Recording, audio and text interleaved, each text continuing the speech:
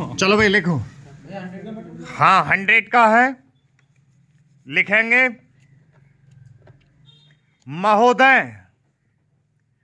प्रशासन का यह कर्तव्य हो जाता है कि वह सतर्क रहे और अधिकारी लोग अपने को निष्पक्ष रखें, किंतु जो जनता के अंदर एक गिरावट आती जा रही है वह भी एक देखने की बात है। इसलिए मैं चाहता हूं कि सरकार कोई ऐसा प्रयत्न करे जिससे कि भ्रष्टाचार को रोकने के लिए जो लोगों का नैतिक स्तर ऊंचा होना आवश्यक है उसको ऊंचा किया जा सके। उसके लिए जो भी वह कर सके करे।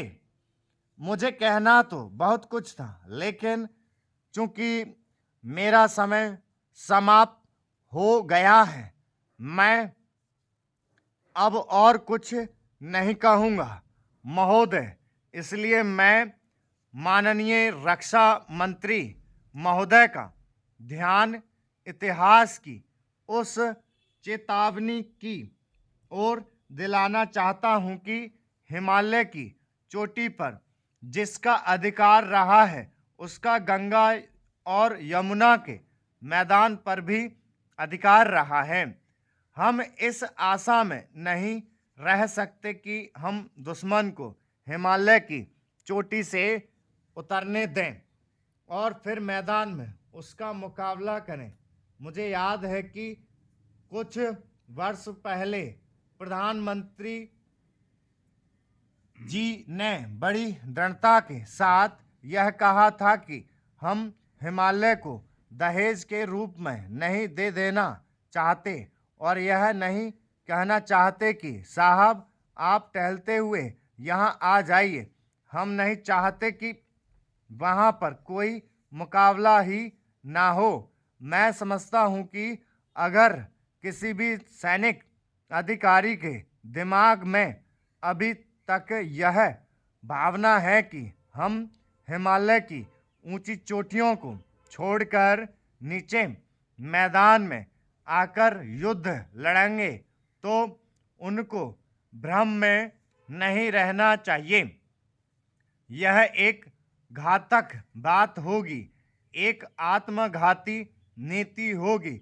अगर एक बार चीन का हिमालय की चोटियों पर कब्जा हो गया तो चाहे वह बाद में नीचे हम पर हमला ना भी करे, किंतु वहाँ से हम उसको कभी नहीं हटा सकेंगे। इसलिए इस संबंध में स्पष्ट निर्णय किया जाना चाहिए। इसके बाद मैं मध्यवर्ती क्षेत्र के बारे में कुछ कहना चाहता हूँ। पिछली बार जब चीन ने बड़े पैमाने पर आक्रमण किया था तो लद्दाख में और पूर्व में नेफा के इलाके में किया था। मध्यवर्ती क्षेत्र में मिडिल सेक्टर में लड़ाई नहीं हुई थी, लेकिन मेरा अपना अनुमान है और बहुत से लोगों को इस बात की आशंका है कि अगर वह अब कभी चीन ने दोबारा हम पर आक्रमण किया तो वह मिडिल सेक्टर में करेगा। इसके कई कारण मालूम पड़ते हैं।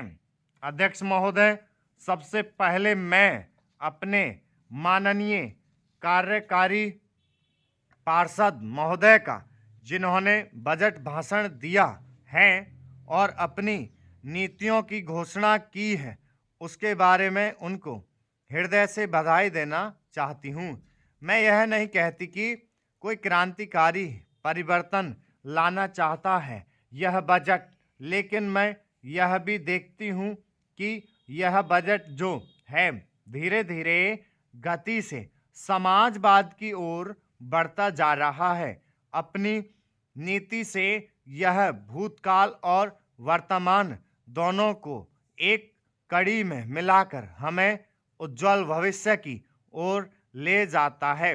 ऐसा मुझे कहना है इस भाषण को पढ़ने से कि इसमें हमारा कोई भी वर्ग समाज का ऐसा नहीं है जिसे अछूता छोड़ा गया हो, क्योंकि भारतवर्ष एक कृषि प्रधान देश है और मैं यह समझती हूँ कि इस बजट के दौरान यह पूरी तरह से कोशिश की गई है कि ग्रामीण अर्थव्यवस्था को, जिसे हम अर्थव्यवस्था की रीढ़ भी कह सकते हैं, उस ढांचे में उस रीढ़ की हड्डी को और भी सशक्त बनाने की पूरी तरह से प्रयत्न किया गया है।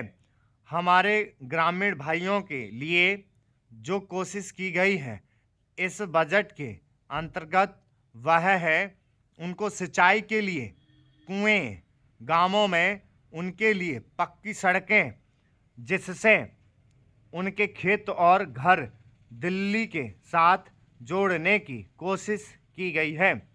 जितने भी इसमें व्यवस्था की गई है उससे ग्रामीण भाइयों को बड़ी भारी सहायता मिलेगी। उसके अतिरिक्त ग्रामोद्योग के द्वारा जो रोजगारी का प्रबंध किया गया है उससे भी ग्रामीण अर्थव्यवस्था को एक बहुत बड़ी सहायता मिलेगी। मैं इनका ध्यान इस ओर दिलाना चाहती हूँ कि जहाँ तक शिक्षा का संबंध है इस बजट में कोई विशेष प्रावधान नहीं किया गया है। मैं यह नहीं कहती कि शिक्षा के दौरान ज़्यादा स्कूल ना खोले जाएं, पर हमारी यह नीति होनी चाहिए कि भले ही स्कूल थोड़े खोले जाएं, पर सबसे बड़ी आवश्यकता इस बात की है कि शिक्षा की नीति में परिवर्तन की ज़्यादा आवश्यकता है, क्योंकि हम प्रजातंत्र में रहते हैं। प्रजातंत्र को अगर हमें सफल बनाना है तो सबसे पहले हमें ऐसे नागरिक चाहिए जिन्हें अपने अधिकारों और अपने कर्तव्यों का भली भांति ज्ञान हो। शिक्षा की वर्तमान नीति से हम अपने अधिकारों के प्रति ज़्यादा सजग होंगे और कर्तव्यों के प्रति बिल्कुल सजग नहीं होंगे। श्रीमान, मैं आपको बताऊंगा कि खेती में सुधार के बारे में हमारे कुछ लोगों का क्या विचार है। हमने विभिन्न दृष्टिकोणों से अलग अलग विचार किया है, विशेष रूप से सबसे ऊंची सीमा बांधने तथा सहकार के प्रश्न पर, किंतु हम अनुभव करने लग गए हैं कि दोनों का आपस में गहरा संबंध है। अगर हमारे देश में बड़े बड़े फार्म होते तो यह कल्पना की जा सकती है, भले ही आप इससे सहमत ना हो, कि उनका कार्य संचालन दक्षता से होता और उत्पादन भी बहुत बढ़ सकता और साथ ही साथ आधुनिक तौर तरीकों का विस्तार हो सकता। भारत की मूल समस्या यह है कि यहाँ जोत की भूमि छोटी है और टुकड़ों में बटी है। साधारण तौर पर मैं कहूँ कि यह 1, 2 या 3 एकड़ है। इतनी छोटी जोत की भूमियों से हमारे किसान केवल अपना काम भर चला सकते हैं, लेकिन आधुनिक तौर तरीकों को अपनाने में बहुत कम प्रगति करेंगे। अब सबसे ऊंची सीमा बांध देने से ऐसा भी हो सकता है कि कुछ एक जो बड़े फार्म हैं उनमें काट छांट हो, जो कि प्रायोजन भी है।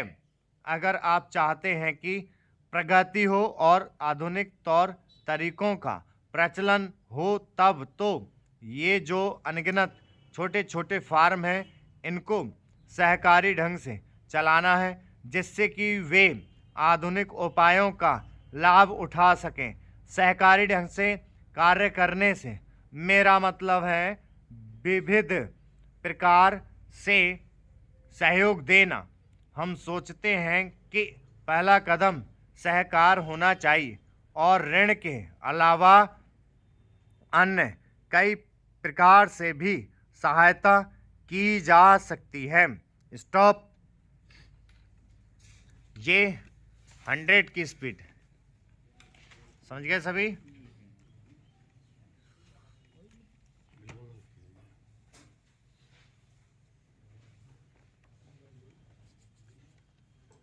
सभी ट्रांसलेट करें।